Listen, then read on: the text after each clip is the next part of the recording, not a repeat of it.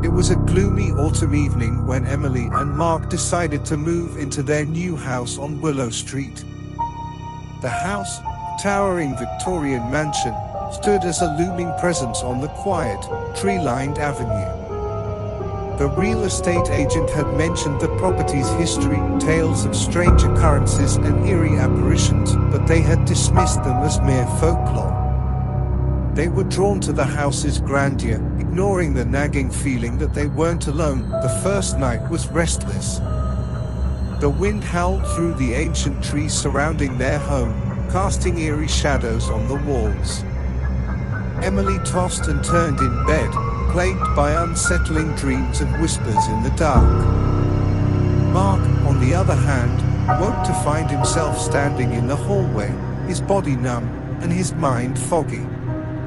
He couldn't recall how he got there. As the days turned into weeks, the strange occurrences in the house intensified.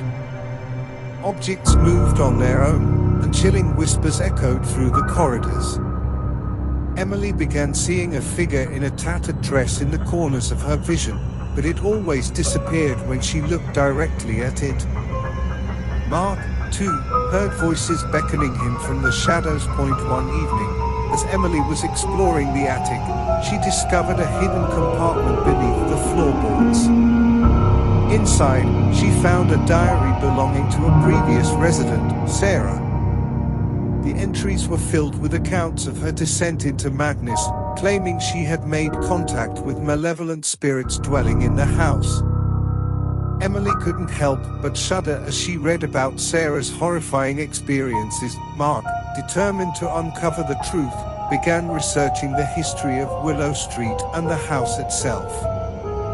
He unearthed records of a tragic fire that had claimed the lives of several children in the late 1800s.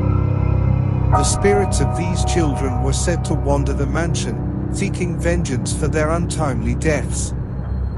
Mark's investigation revealed that Sarah, the former resident, had become obsessed with communicating with these lost souls. Emily and Mark knew they had to confront the malevolent presence in their home. Armed with knowledge from Sarah's diary and a growing sense of dread, they decided to perform a séance to communicate with the restless spirits. They gathered in the attic, surrounded by flickering candles, and reached out to the other side. As they called out to the spirits, the temperature dropped dramatically. The candles extinguished, plunging them into darkness. Whispers filled the room, growing louder and more menacing.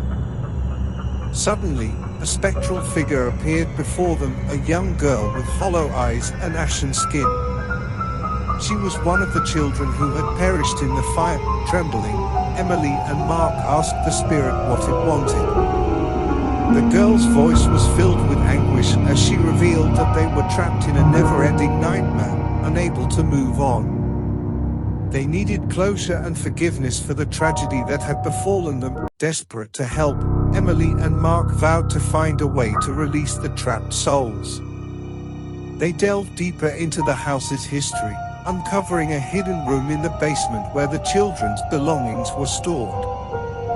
In a tearful ceremony, they returned the toys and belongings to the spirits, asking for forgiveness. Slowly, the atmosphere in the house began to change. The whispers ceased, and the apparitions grew less frequent. It was as if the spirits were finally finding peace. Emily and Mark knew they had done what was necessary to break the curse that had plagued their new home for generations.